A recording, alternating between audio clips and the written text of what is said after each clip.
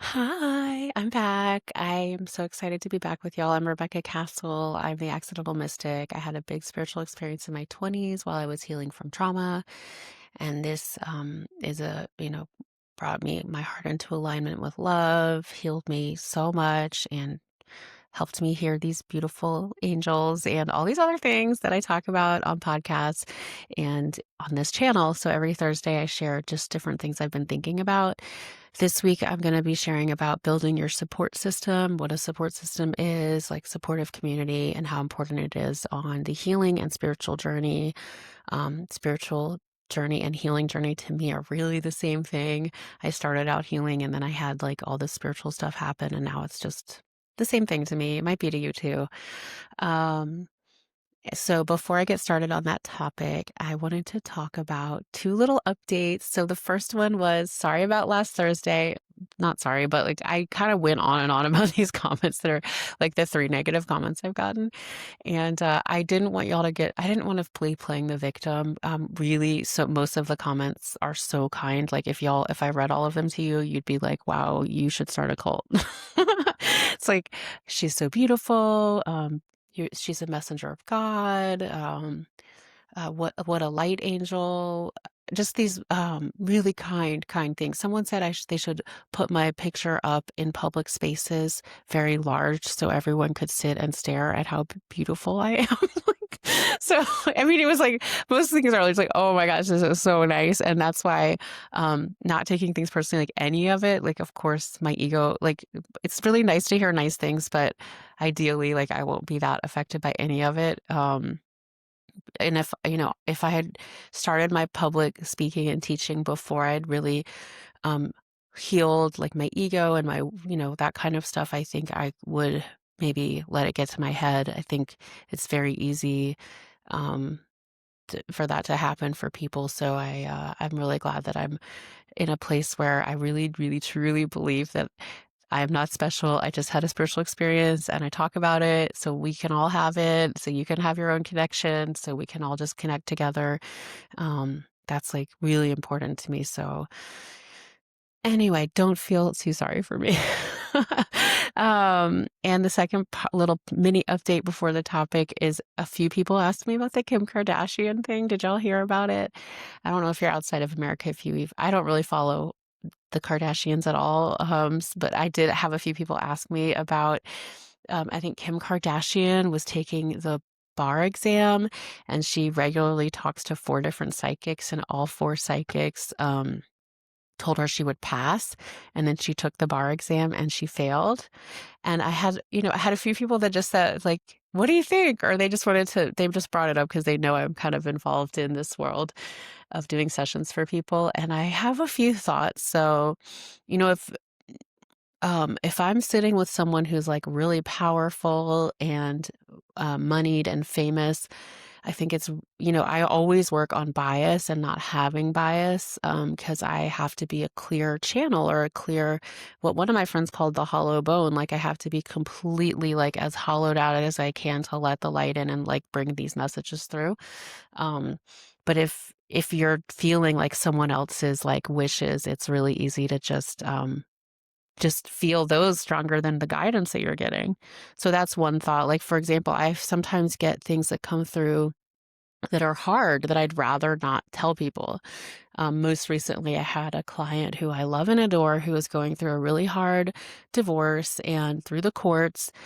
And I saw in this session, I was guided to bring them this, you know, I saw that it wasn't going to work out the way they really wanted it to. And as I said this, I kept saying, I hope I'm wrong. And I really was saying, I hope I'm a bad psychic. Like, please tell me I'm wrong about this.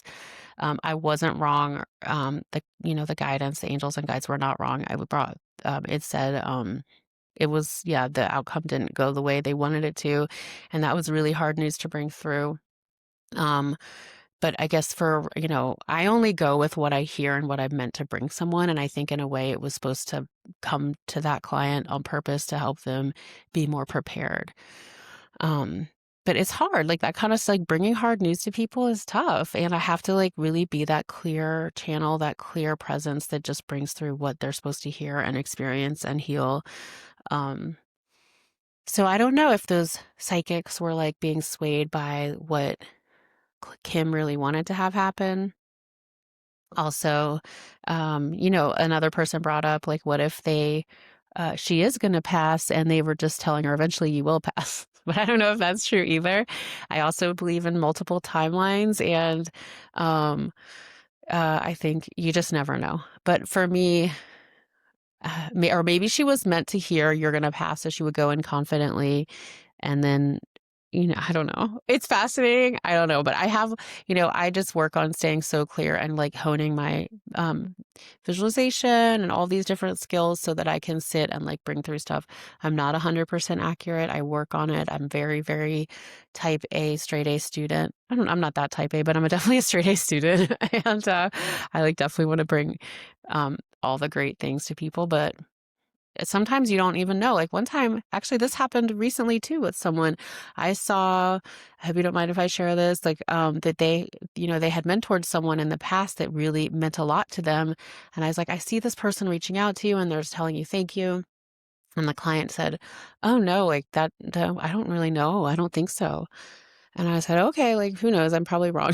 But then the client got back in touch like several months later and saying, I have an email I never check. And I checked my email and I'd gotten this message from someone I'd mentored in the past. And they were writing about how great, like, I'd helped them. And I was like, oh, okay. So you just don't know how things are going to work out. Um, but it's not easy work, and it really is a service. For me, it really is just for healing, and that's why I call it sacred soul sessions, because it's to help people get back into alignment with their souls and their guidance and what they need. It's not necessarily about bringing them like all these different things that are going to happen to them, because I don't think it's necessarily like the way to live. I think sometimes we're supposed to know some things before for whatever reason, but I don't like to. I am working on like being more present. So I think it's better to just be kind of present. Okay. So that's that. Those are my two little mini updates. Okay, 7 minutes and I'm going to get to our topic. Sorry.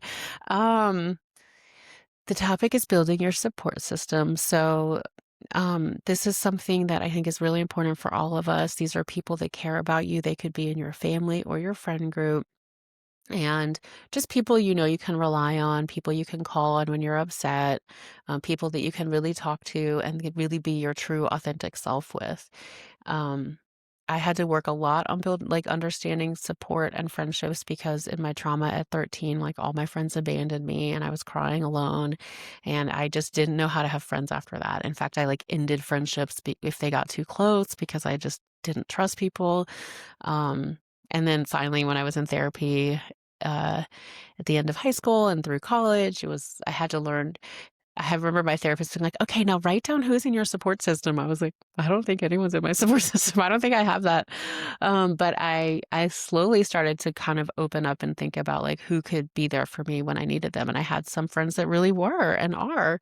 Um, and so I think, you could write a little. What they had me do in therapy was like put my name in the middle and then put the people that I could like that were in my support system around me. And it's a very healing thing to do, especially if you've been like traumatized or wounded, or had like difficult family relationships. Like, who is in your support system? And then you could put down different things of what how you can rely on them and how you trust them.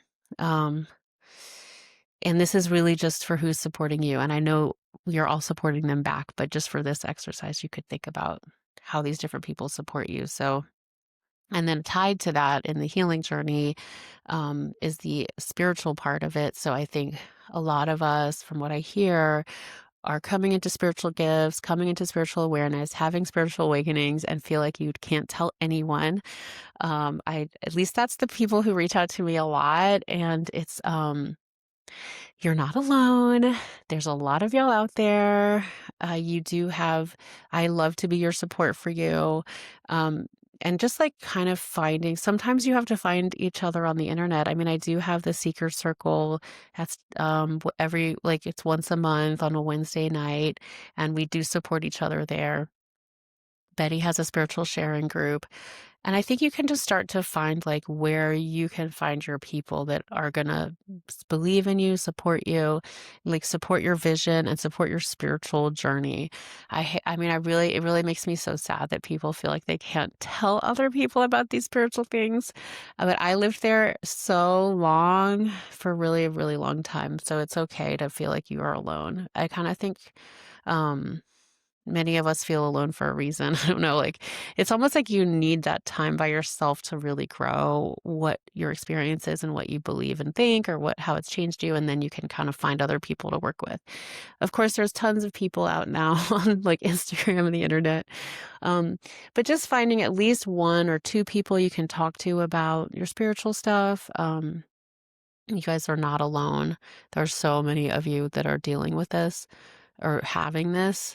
I think it's honestly just many of us are in careers or professions where, or in areas where it's just not um, cool to talk about, either maybe because of skepticism, or it seems too out there, or it seems like, um, I don't know. But there's so much of y'all that, I mean, y'all are not alone. So just find at least one person you can talk to about this stuff. Obviously, you can email me. I'm sometimes bad at emailing back, but it's not that I don't read them unless I miss them. I love reading your emails. I am creating a meeting with my web designer finally after Thanksgiving, and we're going to work more on building that forum. I know some people use Discord, but I kind of just wanted to have it off of anything, but I don't know. We'll see. I'll keep you posted, but literally y'all aren't alone at all. There's like so many of you. And I just want to, sometimes I'm like, I should just put them all in touch. So that's what the forum is, the message board is going to be for. Um, and I think it's just happening more and more, but I don't know. It's hard to find the people in your daily life sometimes. So at least start to kind of find at least one person you can talk to, even if it's not in person, even if it's on just on the internet. And I think it's going to keep growing. Let's see.